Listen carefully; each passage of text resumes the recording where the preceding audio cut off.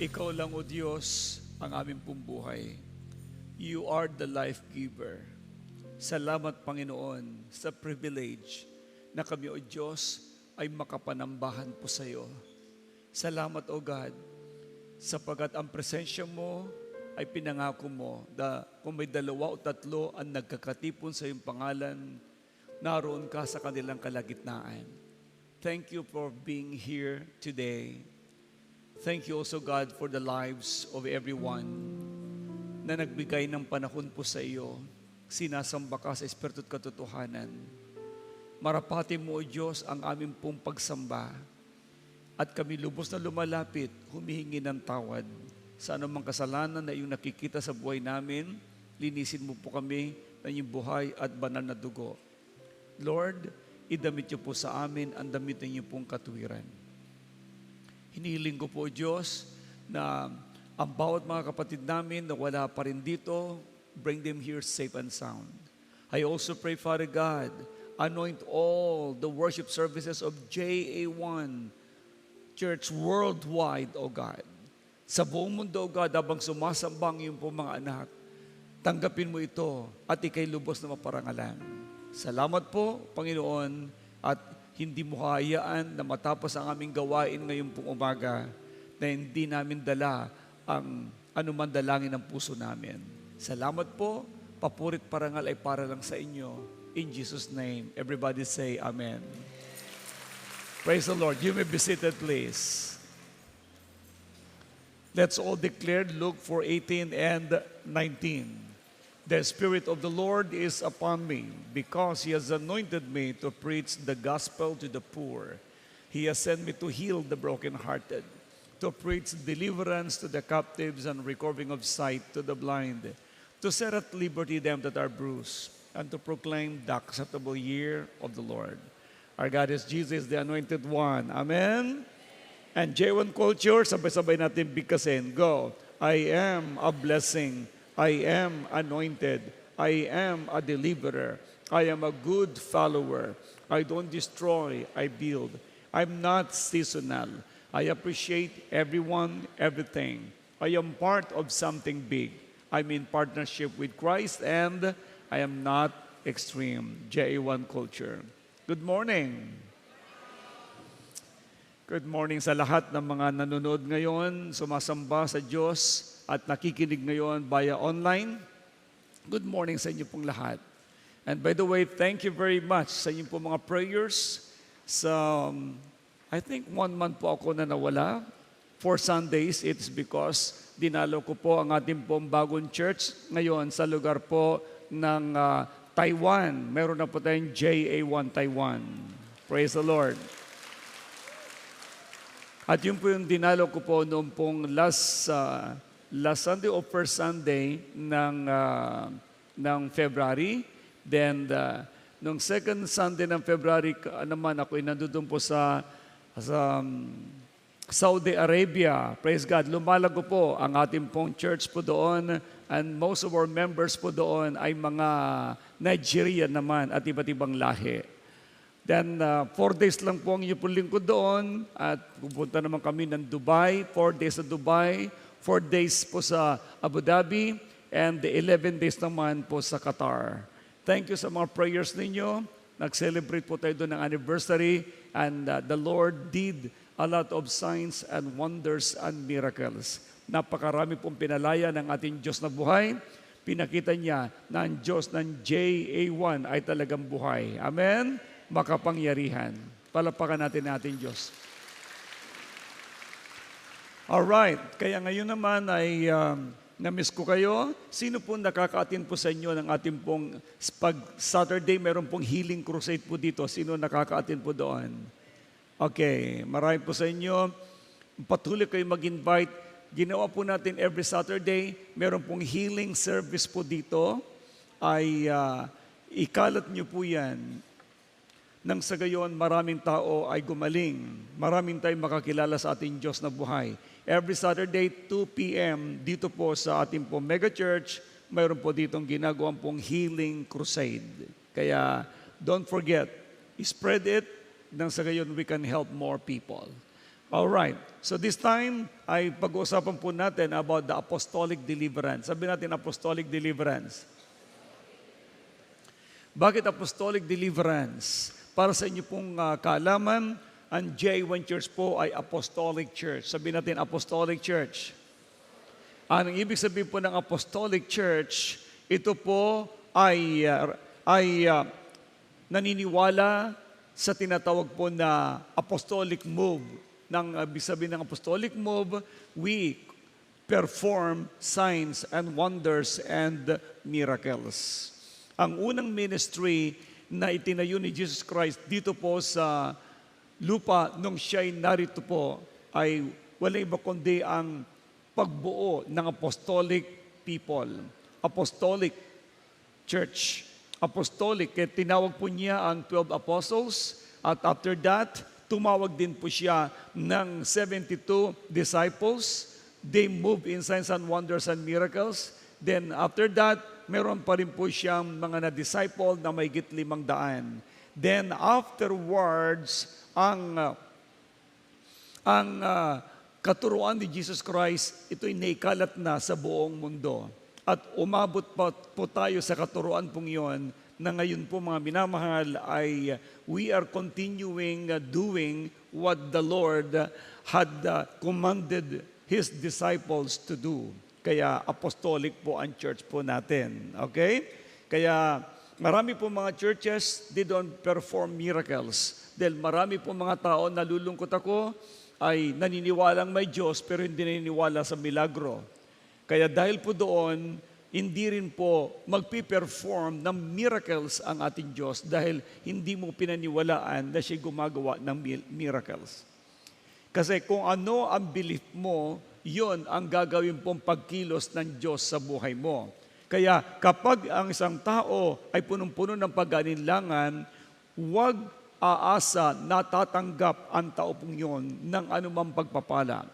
Sinabi po niya yan sa aklat ng Mark chapter 11 verse 23 up to 24 na pag ikay humiling sa Diyos, manampalataya ka na yun ay tinanggap mo at yun ay matatanggap mo nga. Yun ay matatanggap mo. Ngunit, pag hindi mo pananampalatayanan, then huwag kang aasa na tatanggap ka ng anumang hinihiling mo. Okay? Kaya now, apostolic deliverance, maaaring ang iba sa inyo first-timer. Sino po dito ang for the first time nakarating po sa J1 family, J1 Church? Okay, welcome po kayo. Welcome to the family of J1. Welcome. Welcome po kayong lahat. At ito po yung pong lingkod, Apostle Bishop Art Gonzalez, nagwe-welcome po sa inyo pong lahat. And rest assured, nang itinuturo lang po dito ay purong-purong salita ng Diyos. Diyan ba sa itaas ako naririnig? At wala pong sumagot. Diyan ba sa itaas ako naririnig? Okay. Okay, so ngayon ay pag-uusapan natin ang apostolic deliverance. Sino po dito ang gustong gamitin siya ng Diyos? Okay, sino ang tao dito na gusto niyang pag nag-pray over sa mga may sakit, ang mga may sakit ay gagaling? Okay. Sino naman po ditong masaya na siya'y mayroong nadadalang kaluluwa sa ating Diyos na buhay? Alam niyo po ba, ang sabi ng Bible, ang isang kaluluwa o tinutukoy isang tao ay hindi kayang bayaran ito ng buong kayamanan ng mundo. Dahil ang sabi ng Book of Mark, chapter 8, verse 36 up to 37, anong mapapala ng isang tao? Makamtan man niya ang buong kayamanan ng sanlibutan kung ang kanyang kaisa-isang kaluluwa ay mapapahamak. Yan. Ano ba ang may babayad ng isang tao para mabawi niya ang kanyang buhay? Mga minamahal, napaka-precious ang buhay natin. Hindi kayang iligtas ng kayamanan ng mundo ang ating pong kaluluwa. Kaya nga ang pinang-tubos ng Diyos po sa ating lahat, walang iba kundi ang kanyang buhay at banal na dugo. Namatay siya sa krus ng Kalbaryo, natigis ang kanyang dugo para iligtas ka at iligtas ako. So you need to treasure that kind of love. Naligtas po tayo because of love. Say again, love. So yung pong love na yan ang nagligtas po sa atin na hindi kayang bayaran ni numan. Kaya mong bayaran ang gusto mong, kung may pera ka, pwede mong bayaran ang gusto mong makamtan. Pero ang kaligtasan, dugo lang ni Jesus Christ ang pinambayad sa iyo. Okay? So ngayon, isi-share ko sa inyo ang patungkol sa apostolic deliverance. Open your Bible please in the book of Luke, chapter 10, verse 19. Ang sabi niya, binigyan ko kayo ng kapangyarihan tumapak, okay, o tapakan ang mga ahas at mga alakdan. At daigin ang lahat ng kapangyarihan ng kaaway at walang makapananakit sa inyo or makakapanakit sa inyo. Sa English, look, I have given you authority over all the power of the enemy, and you can walk among snakes and scorpions and crush them. Nothing will injure you. So God will be the one to bless His words. Alam nyo, ang apostolic deliverance, ito po ay nakaugat lamang sa apostolic teaching. Pag sinabi natin apostolic teaching, ang mga apostol ng ating pong Panginoon, tulad nila Pedro, sila Juan, sila Pablo, at iba pa mga apostles, nagpatuloy po sila sa pagtuturo. At in-emphasize po nila kung paano mawasak ang anumang mga demonic oppression. Mawasak ang anumang mga gawa ng dyablo. Mawasak ang anumang mga sumpa na galing sa ating mga ninuno. Dahil hindi nyo po alam, maraming naghihirap dahil po sa tinatawag na generational curse. Ano yung generational curse? Ito yung sumpa na nanggaling doon sa ating kanununuhan. Na dahil sa hindi sila nakapagbasa ng Biblia, kung ano-ano ang kanila pong ginawang pagsamba sa Diyos-Diyosan at paniniwala sa mga albularyo at paniniwala sa mga anting-anting.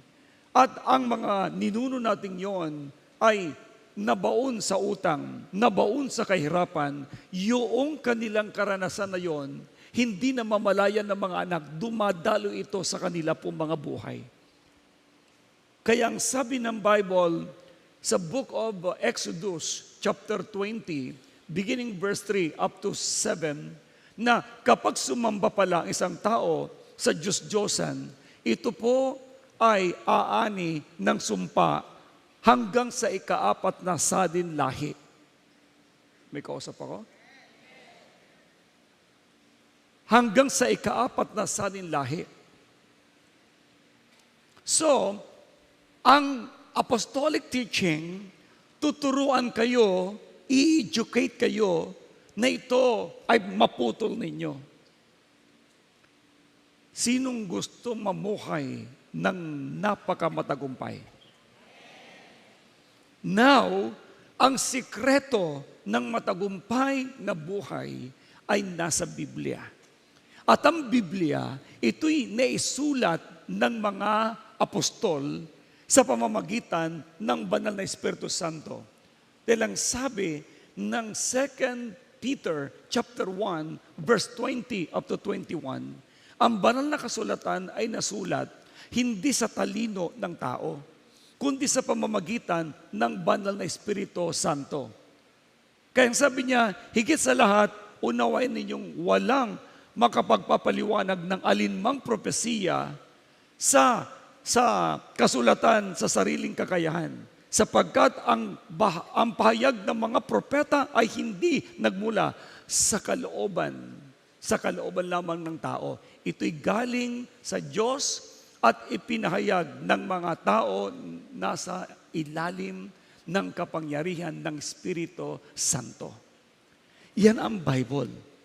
Kaya nasulat po ang Bible dahil ito'y babasahin ng tao. Sino nagsulat? Tao. Dahil ang nangangailangan ay tao. Kung kabayo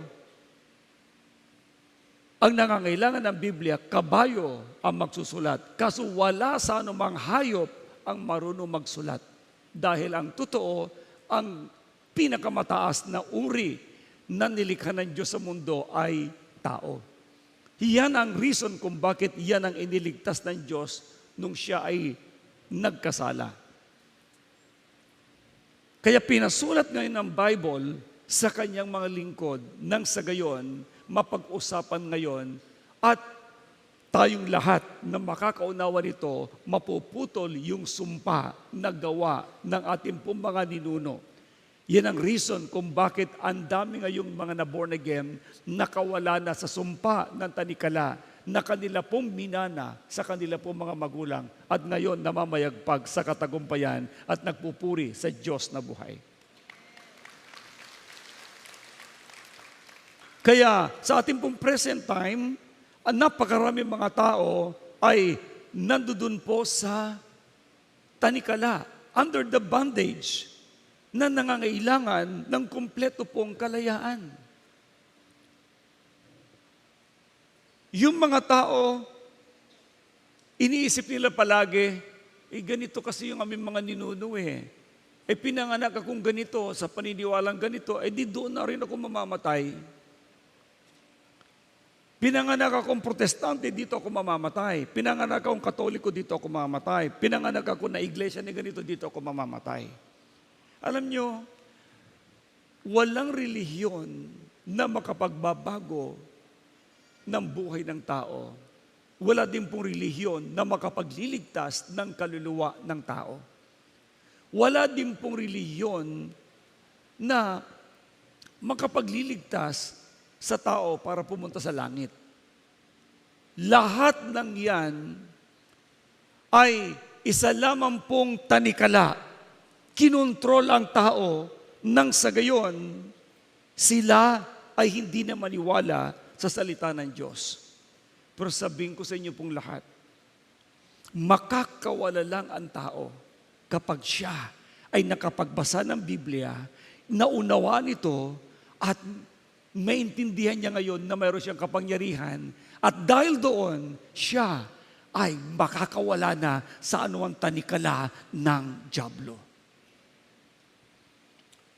Kaya napakahalaga na marinig na lahat ng tao ang salita ng Diyos.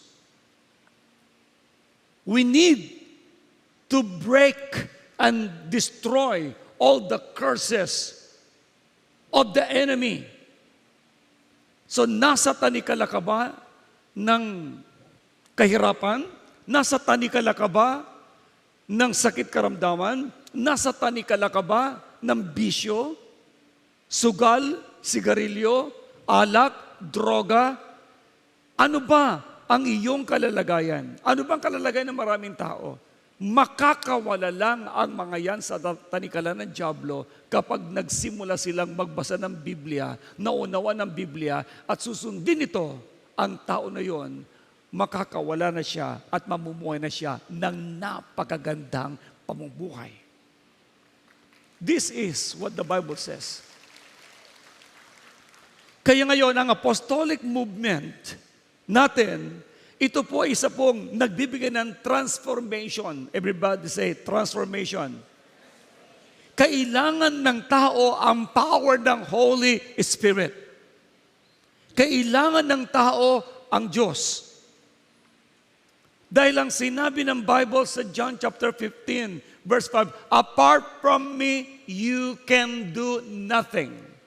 Maliban sa akin, wala kayong magagawa. So, bibigyan ko po kayo ng mga ilang mga example sa Bible where apostolic deliverance is illustrated. Una, deliverance from generational curse. Ibig sabihin, paglaya mula sa mga sumpa sa angkan. Kumusta ang lolo mo? Nakagisnan mo ba siya o hindi?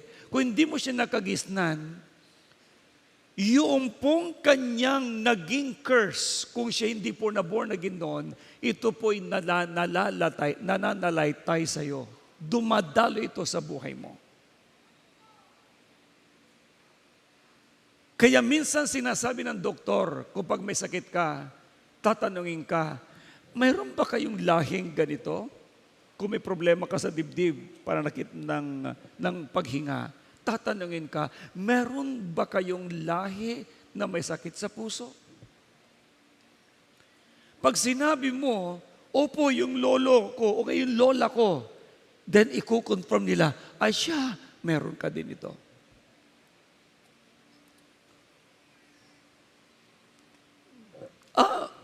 Bakit itong batang ito ay nananatili sa kanyang pag-inom ng alak? Hindi makawala-wala, para siyang addict.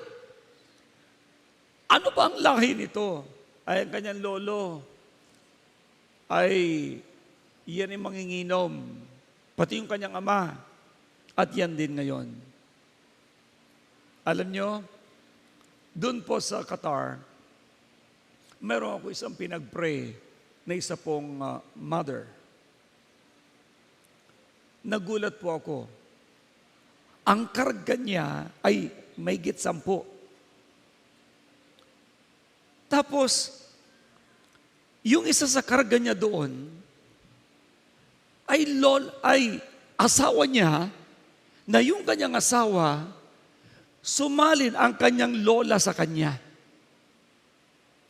Sumalin din yung kamag-anak na namatay. Sabi ko, sandali, bakit kayo pumasok sa babaeng ito? Kaano niyo ba ito? Asawa ito ng aking anak. Kailan ka pumasok sa kanya? Nung pumasok ang aking anak. Anong ibig mong sabihin? Sabi ko, namatay muna ito si nanay, pumasok sa kanyang anak, at nung namatay ang kanyang anak, pumasok yung kaluluwa ng kanyang anak dito sa kanyang asawa. Nakita nyo ngayon yung ibig sabihin? Dumalo yung curse dito. Kaya pala, mag-anak pumapasok. To cut the story short, dahil na born again itong babaeng ito, na pinagpipre ko, siya'y nakalaya. Mula noon, nung napaalis ko lahat yung karga niya na may 10, puri ng Diyos, nawala ang pamimigat ng kanyang buong katawan, nawala ang kanya pong nararamdaman na hindi niya maintindihan. At ang sabi niya, salamat, ngayon ko lang naranasan ang ganitong kalayaan. Ito naman, mayroon naman ako isang pinag-pray doon, isa pong babae, na nung tinanong ko, sino dito ang nakakita ng multo? Ang dami nagpuntahan. Nung tumayo yung babae po doon, sabi, gano'n siya ng gano'n, sabi niya. Tapos sabi niya, ayaw ko umalis dito. Pero sa English po yun. Tapos yung iba naman, hindi ko maintindihan. Nakaw, iba't ibang lahi ang karga. Puri ng Panginoon. After na yung mga spirit na yun na pumasok sa kanya, na hindi niya alam, may mga namatay sa aksidente, kaya pala yung isa ay hinang-hina dahil namatay sa aksidente, sa nahulog sa building. Yung isa naman nasagasaan. Yung isa naman, ang karga niya ay namatay sa pagpapakamatay, nagbitay. Isa naman ay pinatay. So lahat ng karanasan ng mga kaluluwa na yon. Sandali, nasusundan niyo ba ako? Okay, ganito po yan. So yung kinikwento ko po sa inyo dito ay mga karanasan ng mga kaluluwa ng mga taong namatay. Na sumalin sa isang tao na hindi naman na namamalayan ng isang taong ito ang reason kung bakit may sakit karamdaman siya. Kaya nung pinag-pray ko siya, ang dami pong nagmanifest na espiritu na nakasakay sa kanya. Na yung nararamdaman niya sa kanyang pisikal, ang siya palang karanasan nung mga kaluluwa na yon. Alam nyo, mga kapatid, dahil siya nagpakumbaba sa Diyos na buhay, sa gabi ding yun, pinalaya siya ng ating Diyos. So yung generational curse, ito pinapakadaling putulin. Sabi natin, putulin. We need to cut off all the generational curse. Nang sa gayon, dumaloy lamang ang blessings ni Lord sa buhay natin.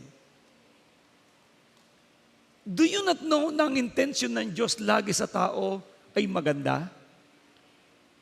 Do you not know na ang Diyos hindi nagbabago? Ang tao, pwede siya magbago. Pero ang Diyos, hindi pwedeng magbago sa kanyang kabanalan. Ang tao, pag sumunod sa Diyos na banal, bless ang tao na yon. Pero ang tao na susuway sa Diyos na buhay, kawawa ang tao na yon. Do you want to be blessed? Sumunod ka sa Diyos. At yung pagsunod mo pala kay Lord, it will break the curse. Kaya pala, ang sabi ng 2 Timothy chapter 2, verse 25 to 26, gently instruct those who oppose the truth. Perhaps God will change these people's heart and they will learn the truth. Then they will come to their senses and escape from the devil's trap, for they had been held captives by him to do whatever he wants. Ang sabi niya, mahinahon niyang itinutuwid ang mga sumasalungat sa kanya. Baka sakaling marapatin ng Diyos na sila'y magsisit tumalikod sa kanilang mga kasalanan upang makilala nila ang katotohanan. Sa gayon, maliliwanagan ang kanilang isip at makakawala. Ulitin nyo, makakawala. Isa pa. Makakawala sila sa bitag ng dyablo na bumihag at umalipin sa kanila. Unawain nyo itong mabuti. Ang ibig palang sabihin niyan, ang lahat ng tao ay under the bondage of the devil. They are under his captivity. Bihag niya.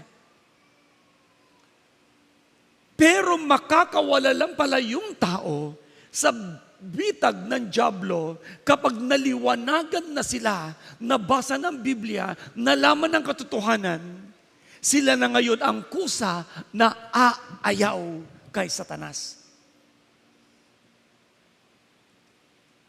Bakit? Naintindihan nila yung kanilang kapangyarihan.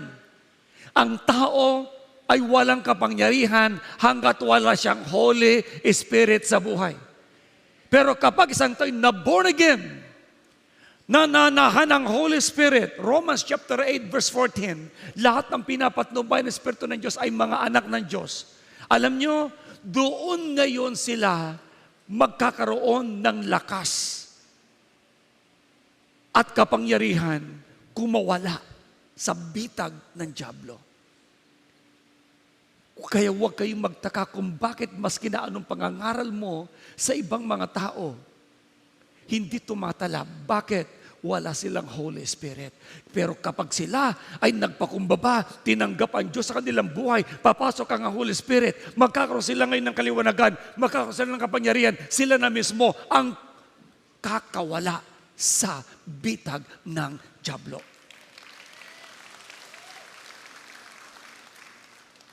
Kaya, you have to understand this. JA1 family, you are anointed. You have the power to get free. Ikaw mismo ang lalayo. Pero hindi ka makakalayo. O hindi ka rin makakawala sa bitag ng dyablo unless you will use your power. Kaya kailangan pala na ang tao ay lubos na makakilala sa Diyos nang sa gayon siya ang magdidesisyon kumawala. Tama ba yung Tagalog ko? Kumawala. Ano ba yung Tagalog? Magkakaroon siya ng desisyon na umalis. Iyon na lang. Makakawala ka sa bitag ng dyablo kapag ikaw ang nagdesisyon umalis.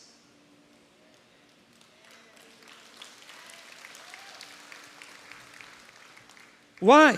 Number 2, alam mo kasi, authority over demonic oppression of fear and anxieties. Ito yung authority meron po tayo. Hindi mo namamalayan na ang Diyos pala, nung tinawag kanya, binigyan kanya ng authority na umalis sa bitag ng kaaway tulad ng oppression, tulad ng depression, tulad ng sakit karamdaman. Kaya ang sabi ng Luke chapter 10, verse 19, binigyan ko kayo ng kapangyarihan to trample on snakes and scorpions and no enemies can hurt you. Ito pala yung tao na na-born again. Binigyan ka ng Diyos ng kapangyarihan na kumawala at yapakan ang gawa ng dyablo. Everybody say, I am powerful. Okay, now, sample lang po tayo. Ipadyak mo nga, as it, inaapakan mo ang ulo ng ahas. Come on. Pagkakalakas naman eh. Parang yapak ng natatakot. Okay, sabi natin muli. I trample down on snakes and scorpions, and no enemies can hurt me. Okay. Kung alam mo lang ang authority mo, wala kang nerbiyos sa buhay. Wala kang takot at pangamba. Bakit? Greater is He that is in you than he that is in this world. 1 John chapter 4 verse 4. Mas higit ang kapangyarihan ng Diyos na nasa sayo kaysa kapangyarihan ng dyablo na nasa mundong ito. Yan ang authority mayroon po tayo. Okay? Kaya magtatagumpay ka, sapat ang Espiritu na nasa sa inyo ay mas makapangyarihan kaysa Espiritong nasa mga makasanlibutan. Are you still with me? Okay, number 3, the power of the Holy Spirit. Kaya pala ikaw na na-born again, na sumusunod sa Diyos, ay confident ka because you have the power of the Holy Spirit.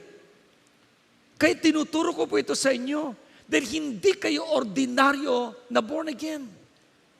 You are powerful. You are anointed. You are victorious. The Holy Spirit is in you. Acts chapter 1 verse 8 says, you will receive power when the Holy Ghost will come upon you. And you'll be my witnesses in Jerusalem, in Judea, and Samaria, and uttermost part of the earth. Yan pala ang purpose ng Holy Spirit na nasa sayo. Magtagumpay ka at maging lingkod ka niya. Sinong gusto maglingkod kay Lord? Hallelujah. Sabi mo sa kaliwat kanan mo, maglingkod tayo. You are powerful. Okay. Then number 4, breaking free from addiction through deliverance. Ano bang umaalipin sa'yo? Ibig sabihin nun, may kumukontrol. It's like addict. Nagsusugal ka ba? By the way, patalastas lang ako ha. Paalala ito ng tatay sa inyo pong lahat. Mayroon pong mga nalulung ngayon sa sugal, sa tinatawag na online gambling. Una, walang kailanman sugarol na yumaman. Lahat ng sugarol naghirap. Naalala ko po ang aking pong lolo. Butit nakawala ako. Ang lolo ko'y napakayaman. May factory siya ng alak. Malaki lupain. Siya po ay nalulong sa sugal. Naibenta ang kanyang mga lupain. Wala kaming minana. naalala ko din, habang ako'y lumalaki noon, nagsusugal na ako. Hanggang sa ako'y nakatapos ng high school, sugarol po ako. Alam niyo mga anak, sabi ko, buti na lang na ako, nung naborn again ako, naintindihan ko, ako pala'y under the curse. Kaya pala ako'y naging sugarol. Dahil yung lolo ko'y sugarol. Pero nung nakilala ko ang katotohanan, ako ang kumuwala. Lumayo. Why? Tandaan nyo, naintindihan ko, walang yumaman sa sugal. Mayroon po isang tao, mga kapatid, lumapit sa akin, umiiyak, taga-Tanawan. Alam niyo ba na nagbigti ng 2 beses? Nung unang nagbigti, nakita ng kanyang ina, nakabigti. Tumakbo ang kanyang ina, kinuha yung itak at pinutol yung pong lubid, nalaglag. At siya po ay nabuhay pa. Pangalawa, nagbigti uli, nakita ng kanyang asawa. So ang ginawa ng kanyang asawa, din nakahang, binuhat niya ganon, hanggang sa tumawag siya, at sabi niya, tulong. Para sa gayon, hindi po malagot ang kanyang hininga, itinaas siyang ganon. Anong reason? Napakaraming utang dahil sa online gambling. Paalala ko sa inyo lahat ng online gambling, yan ay negosyo ng mga nagpapasugal. Sila lang ay yumayaman. Kaya nga online, ibig sabihin computerized. Alam nila kung pananalunin ka o hindi. Dahil po sa gustong makabawi, kailangan ng puhunan. Ang dami din naman ngayon nagpapautang online. At alam niyo kung bakit siya nagpapakamatay? Dahil po sa tinitreaten siya palagi na pag hindi nagbayad, papatayin siya. Laging siyang tinitext, nakakahiya ka, ang dami mong utang. Professional, mga engineers. May doktor, nabaon sa utang. Mga minamahal, patalastas yung binanggit ko sa inyo. Baka mayroon po sa inyo, please, stop. Huwag na rin kayong mangungutang. Ang isang tao na may utang, sabi ng Bible, sa Proverbs 22, verse 7, alipin ng tao ang may utang sa kanya. Hindi ka magiging masaya pag ikaw ay may utang. May kausap ako dito.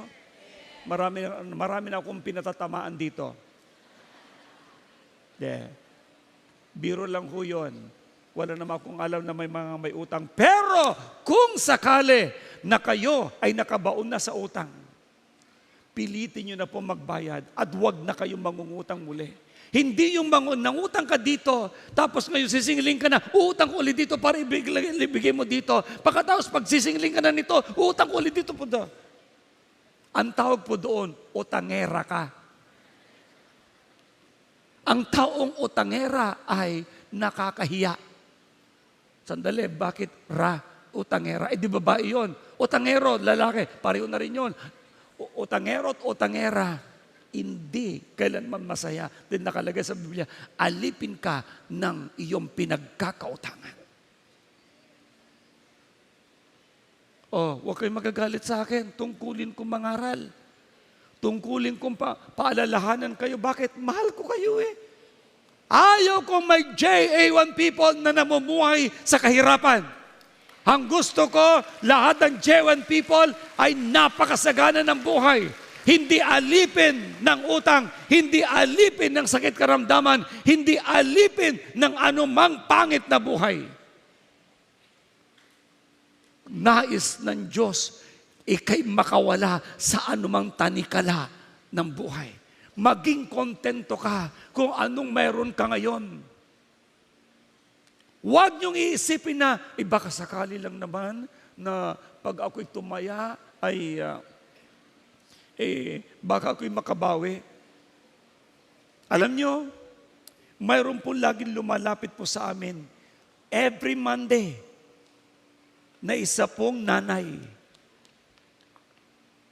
Binibigyan ni Sister Lynn 500 a week. Dahil sa naaawa po siya.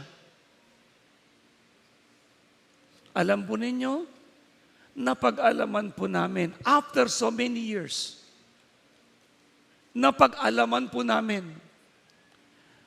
siya pala'y tumataya sa loto. Yung mga binibigay po sa kanya na iniisip namin pangkain po niya, itinataya sa loto.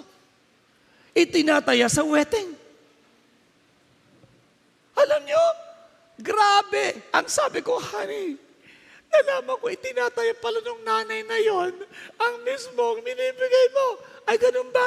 Binawasan tuloy. Ginawa na lang 200, tinataya pa rin.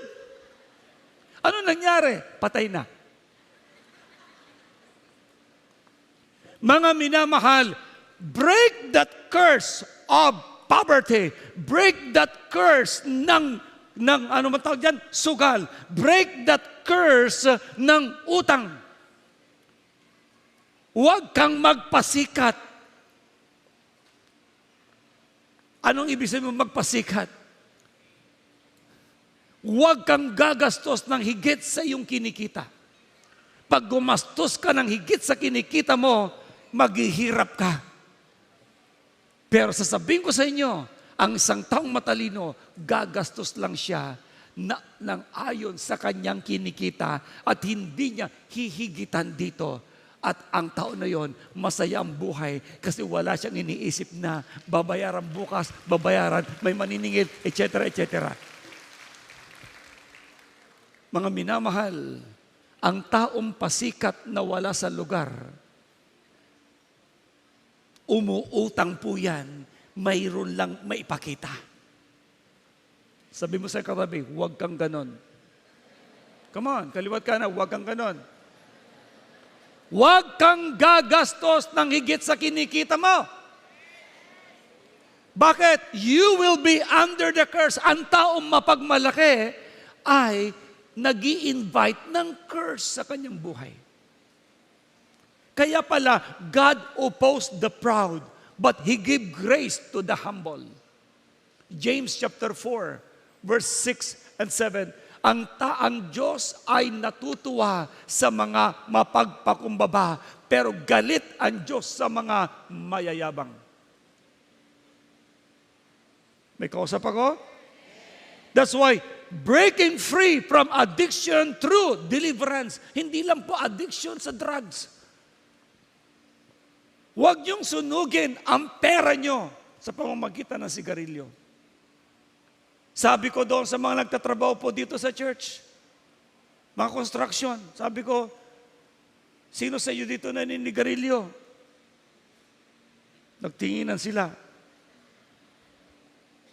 Sabi nung isa, oh, anong sigarilyo mo? Marlboro po. Magkano Marlboro?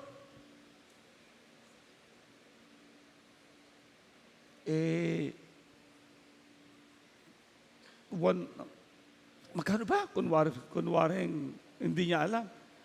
180 pesos ang isang kaha. 180! O magkano na, gano'n naman nakakailang stick ka naman. Hinahati ko po. Hinahati. 90. Sinusunog mo araw-araw? Nakakabili ka ba ng pantalon mo, t-shirt mo, monthly? Hindi. Magkano ang 90 pesos sa loob ng isang buwan? 200?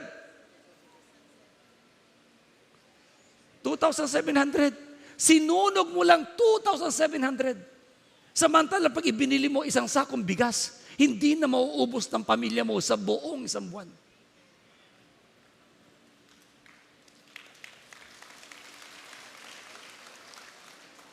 Nakakabili ka ng sigarilyo, hindi mo mabilihan ng panty ang asawa mo.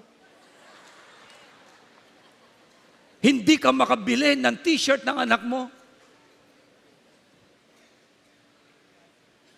May kausap pa ba ako dito? Yun ay curse.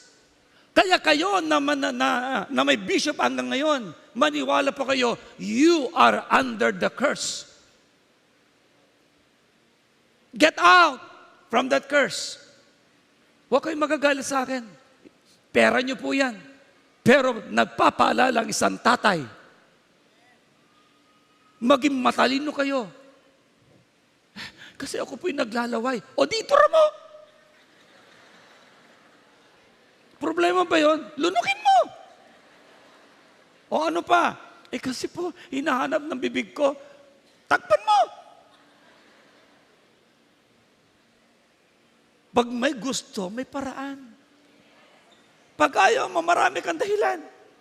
Tapos pag nagkasakit ka, mangungutang ka, magmamakaawa ka, sasabihin mo sa asawa mo, tulungan mo ako, sasabihin mo sa mga anak mo, bakit? Binigyan mo ba sila ng halaga? Sumweldo ka, uminom ka pa ng alak? Kasi pamatid-uhaw lamang, kalukuhan mo. You are under the curse. You need to break it. Break that curse of vices.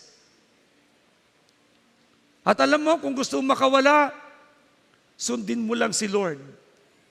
Maayos na ang buhay mo. Ang pagsunod sa Diyos is a form of worship. Okay, that's why, yan po ang una, kailangan natin makawala. That's why, instead na nandun ka sa ganung klase ng buhay, why don't you spend your time to worship the Lord? Makipag-mingle ka sa mga taong spirit-filled. Mag-worship kayo. Hindi mo na maalala ang sugal, hindi mo na maalala ang sigarilyo, hindi mo na maalala ang pag-inom at pagdadrugs. Worship the Lord. Ang saya ng buhay nyo. Maniwala po kayo. So, deliverance through worship and praise. Alam nyo, tulad po ni Paul and Silas, nakakulong po sila. Nasa tanikala po sila. Pero hindi po sila nagmukmok, nag-worship sila. Ano ang nangyari? Nung sila nag-worship, nakalag ang tanikala. Nabuksan ang mga bilangguan, ang pintuan ng bilangguan, at sila nakawala. Gusto ko rin sabihin sa inyo, kapag dumarating yung time na parang nandoon ka sa tanikala ng bisyo, mag-worship ka, aalis ang mga bisyo na yan sa buhay mo. At ikay ay magiging malaya. Amen? Praise God!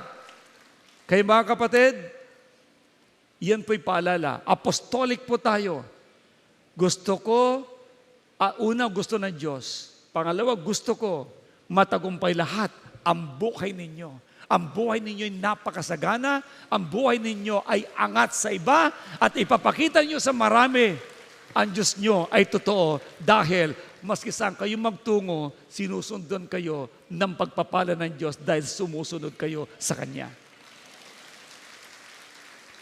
So these are the practical ways to respond to God's mandate of loving others in evangelism. Una, kung gusto mo, dahil na ikay nasa apostolic move, gusto mo rin, sandali, sino nagmamahal sa ibang tao? Are you sure? Okay, now, ang J1 Church, ulitin ko muli, apostolic church po tayo, punong-puno tayo ng pagmamahal sa maraming mga tao, dahil aminin nyo sa hindi, sa mundong ito, minsan lang tayo mabuhay. After this, sa langit na ang punta natin. Bago tayo umalis sa mundong ito, hayaan natin na maraming mga tao na nandiyan dyan sa paligid ay madala din natin sila sa ating Panginoon. Kailangan po nila ma-identify, okay? You need to identify and renounce generational curse in prayers. Tulungan natin sila na sila ay makawala sa anumang mga sumpa through prayers. Replace them with God's promise and walk in obedience. So tayo una, mamuhay tayo, let us walk in obedience. Let us walk in accordance with the words of God. At kung anong ginagawa natin, i-share din natin sa iba. Sino po dito, mula siya na born again, na bago ang buhay niya? Praise God. Kung ano yung pagbabago ng Diyos sa buhay mo, hayaan mo din na magkaroon ka ng compassion na mabago din ang buhay ng iba. Kung paano ikay na born again dahil merong ibang tao nag-share, hayaan mo din na sa pamamagitan ng buhay mo ay maborn again din ang iba. Paliwanag po ba? Praise God. So, una, identify and renounce generational curse. Kaya ngayon, araw na to, puputulin natin ang mga sumpa sa buhay ninyo. Sinong handang mawala ang sumpa sa kanyang buhay? Hallelujah. Now, sumpa ng mga ninuno natin, puputulin natin. Sumpa ng sakit karamdaman, puputulin natin. Sumpa ng bisyo, puputulin natin. Sumpa ng utang, puputulin natin. Nasa sa iyong desisyon ang pagputol nito. Sinong gusto makawala sa lahat ng mga yon? Marami pa pala dito. We will break the curse. Especially ang sumpa ng utang. Sino mga may utang dito? Raise your hand. Ayan. Nagtaas yung iba. Okay lang, inamin nyo eh. Oh, makakawala kayo sa utang. Amen? Sabihin natin, galit ako sa utang.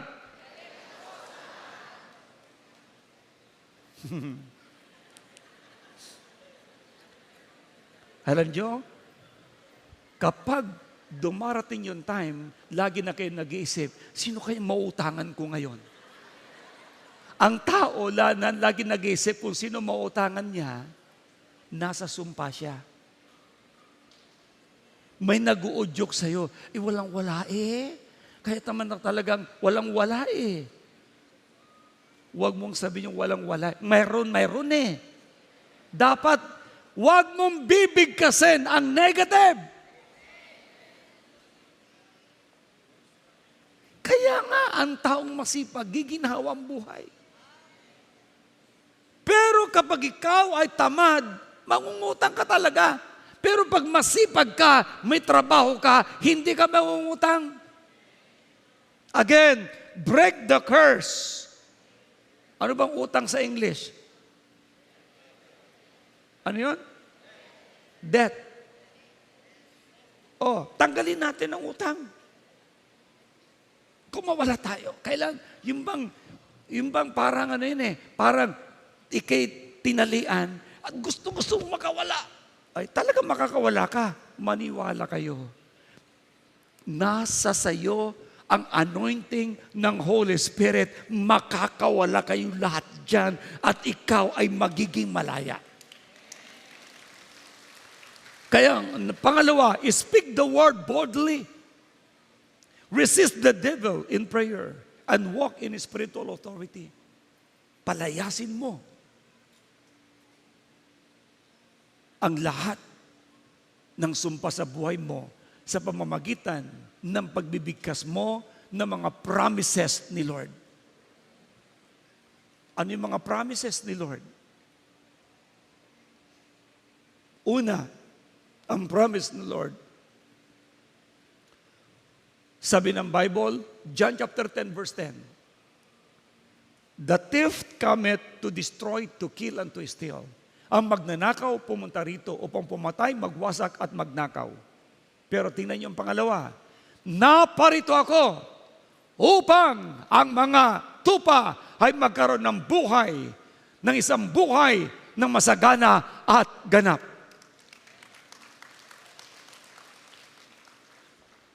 Sandali, nakapikit ang iba, hindi yata nabasa. Basahin niyo nga uli. Sabay-sabay, go! 1, 2, 3, go!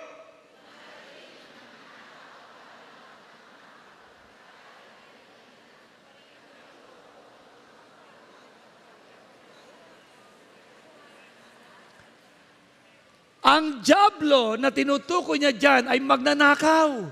Ninanakaw niya ang kagalakan mo, ninanakaw niya ang kabuhayan mo, ninanakaw niya ang kalusugan mo. Dahil gusto kanyang patayin. Gusto niya maghirap ka, kaya ibinabaon ka niya sa utang. Gusto niya maghirap ka, kaya ibinabaon ka sa bisyo. Gusto niya magkasakit ka at mamatay ka, kaya kung ano-ano ang ibinubulog niya sa iyong masama.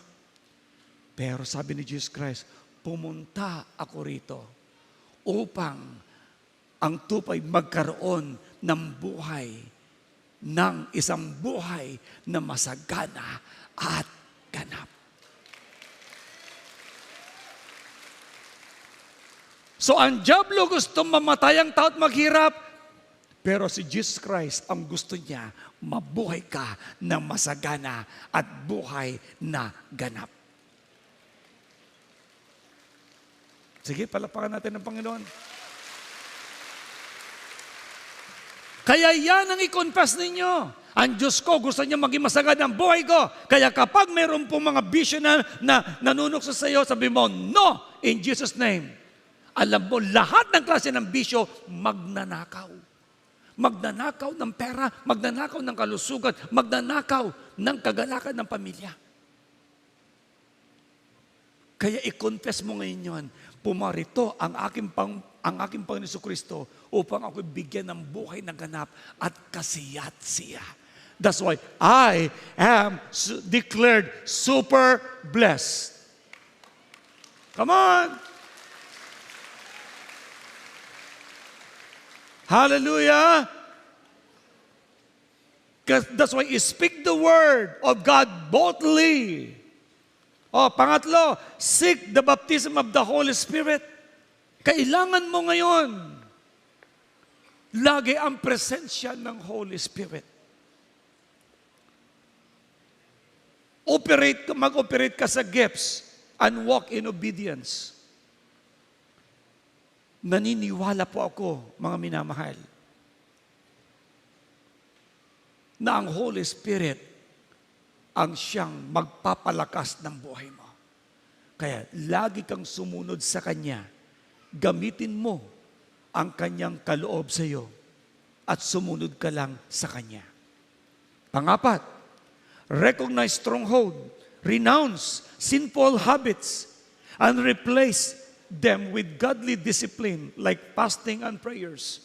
Kung nahihirapan kang mawala ang mga tanikala ng kaaway, mag-pray ka, mag-fasting ka, mag-ayuno ka, at mag-desisyon ka na lumayo sa lahat ng yon. And you will live in amazing victory. Do you understand? Say worship. So number 5, worship and praise. Shift the spiritual atmosphere, bringing deliverance and breakthrough. Tatandaan mo, mag-worship ka, magpuri ka, may nangyayari, nakakawala ka sa lahat ng tanikalan ng kaaway. It is because you are worshiping the Most High God. Magkakaroon ka ng pambihirang tagumpay. And the last one, meditate on God's Word. Bulay-bulayin mo ang salita ng Diyos. Then reject fear and declare faith filled with confession. Kaya nga pala, life and death is in the power of your tongue. Proverbs 18, verse 21. Ang buhay at kasaganaan ang buhay at kamatayan, ay nasa kapangyarihan ng dila mo. Kaya kung ang kabarkada mo ay puro unbeliever, wala kang mapupulot sa kanila. Dapat ang lagi mong kasama ay ang mga mananampalataya. Kung ang mga unbeliever naman ay share mo ng Word of God, okay yon. Pero yung lagi mong kabarkada, baka mahawaan ka nila. Again, we are in the apostolic deliverance. We are in the apostolic church. Gusto ng Lord, magtagumpay tayong lahat.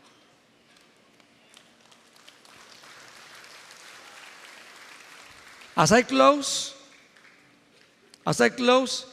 si Jesus Christ, sabi ng John chapter 8, verse 36. So if the Son set you free, you are truly free. Gaya ng pinapayag ni Jesucristo sa John chapter 8, verse 36, kung ang anak ang magpalaya sa iyo, kayo nga'y magiging tunay na malaya. Sa pamamagitan ng apostolic deliverance, mga minamahal, ang mga mananampalataya ay maaring mabuhay ng matagumpay. Ganap na yakapin ang masaganang buhay na ipinangako ng ating Panginoong Jesucristo. Sinong gusto mabuhay ng tagumpay?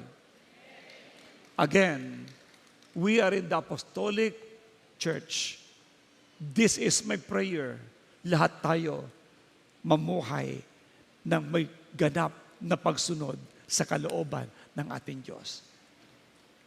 Tumayo po tayong lahat. Pwede bang palakpakan natin muli si Lord?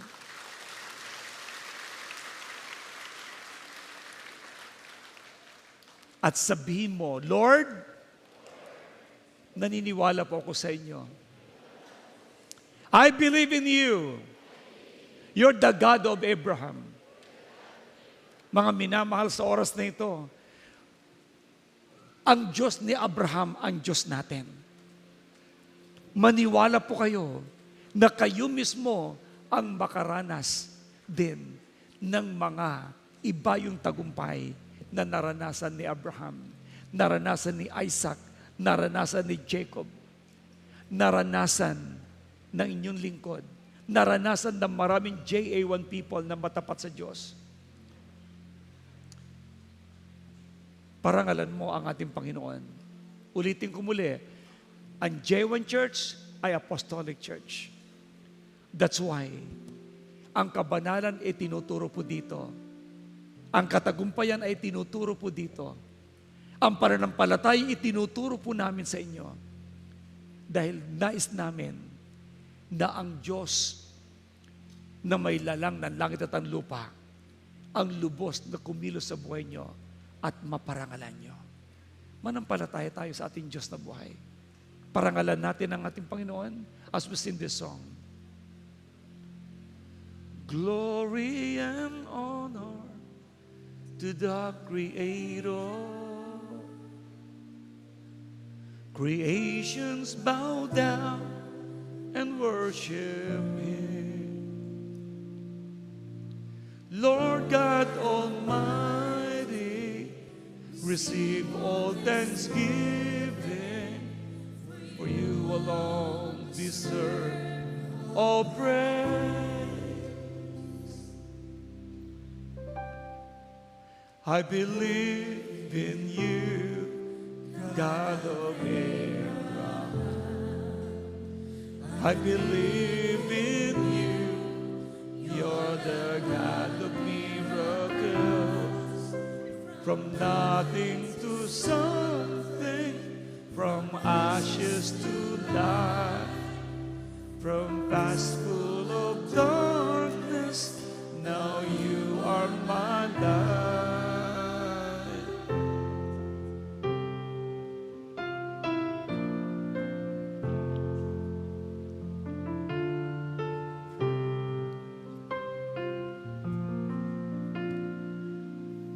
My heart's desire is to please you. My heart's desire is to honor you. Thank you for molding me by your Spirit. I'll keep on trusting you alone. Sing. I believe in you, God of Abraham. I believe in you, you're the God of miracles. From nothing to something, from ashes to life.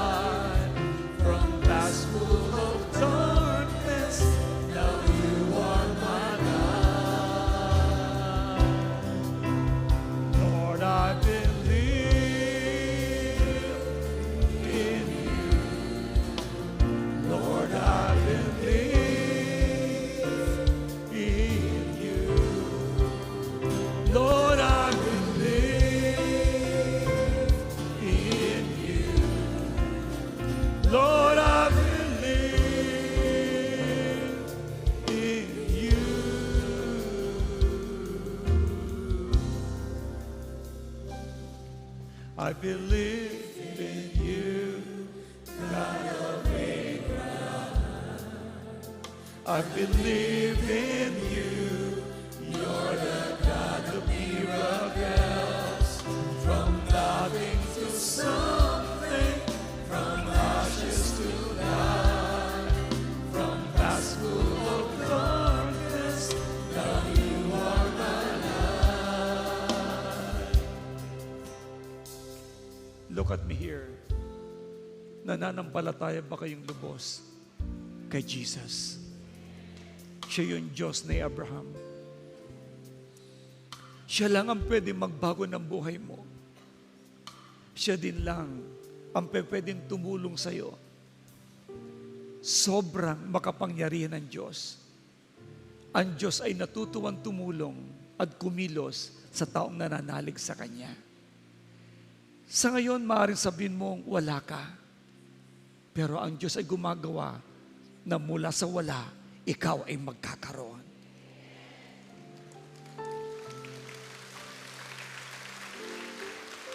He performed miracles na kung may sakit ka, God has power to perform miracles. He can heal you because He is our divine healer. He can create something from nothing. Kung tulad mo at tulad ko, nagaling ka lang sa putik, nililok ka ng Diyos, ginawa ka niya na tao. From ashes to life. Bisyo mo ay kaya rin niyang baguhin. Sumunod ka lang.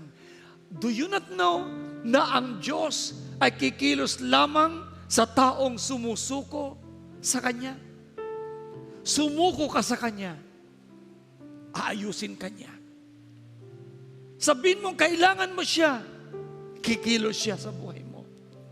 Kaya nga, ang sabi ng Panginoon, kayong lahat na napapagal, nabibigat ang lubha, lumapit kayo sa akin, bibigyan ko kayo ng kapahingahan.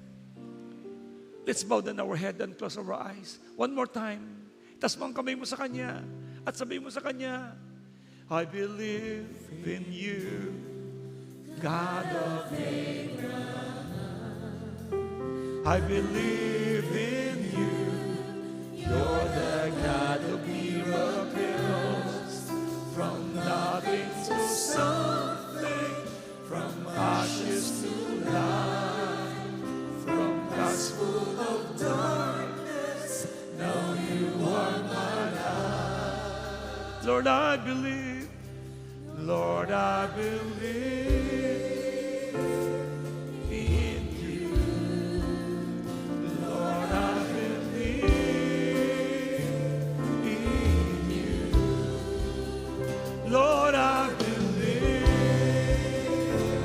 in you. Lord, I believe in you.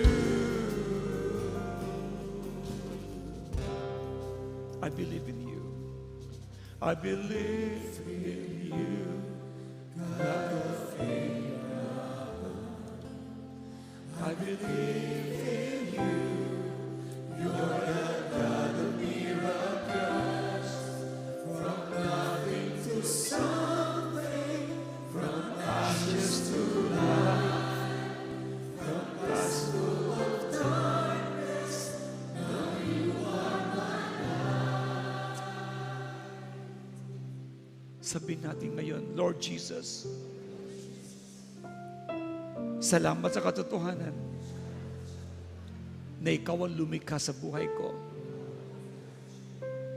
Lord, I need you. Lumalapit ako sa inyo.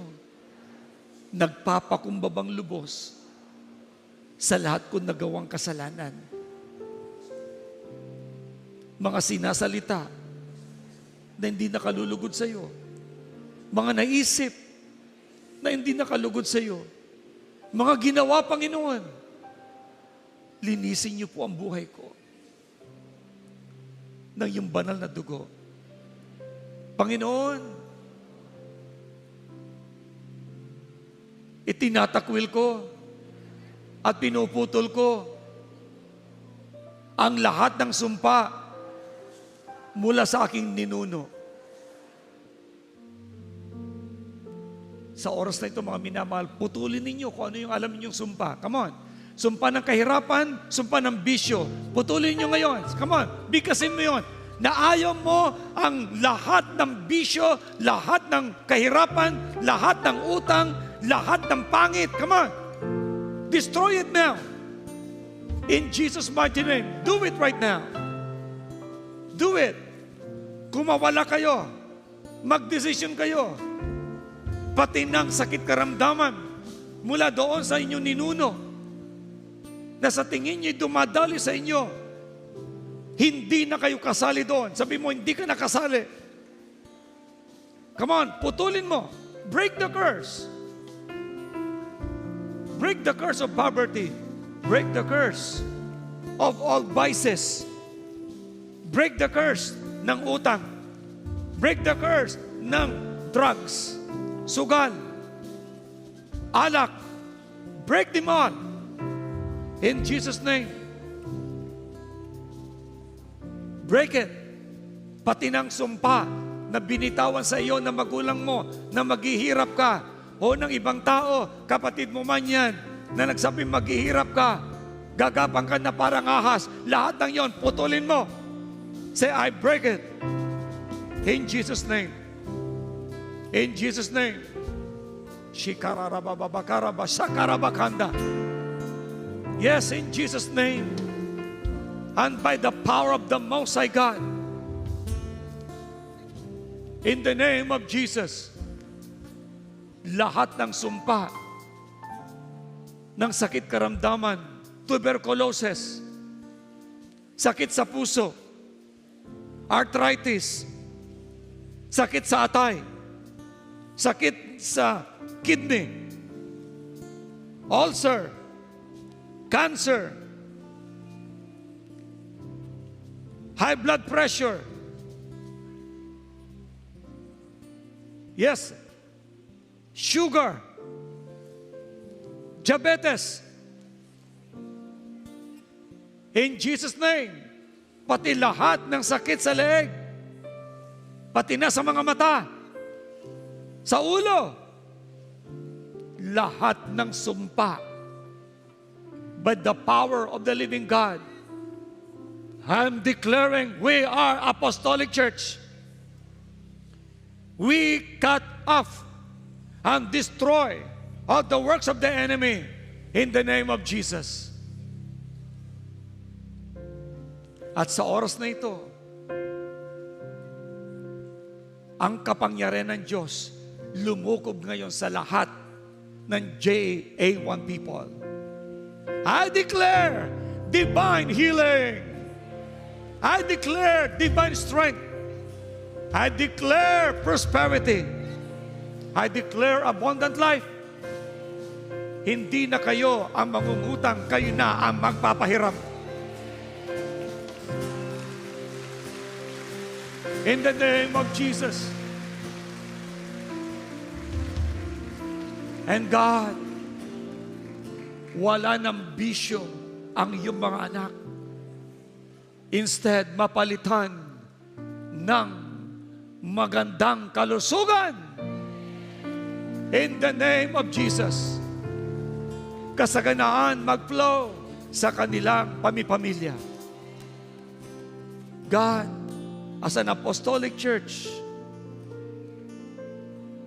I am declaring open heaven and open blessings will come now sa bawat pamipamilya ng J1 people. I declare this in Jesus' name. Everybody shout and say, Amen. Say, Amen. Isa pa, Amen.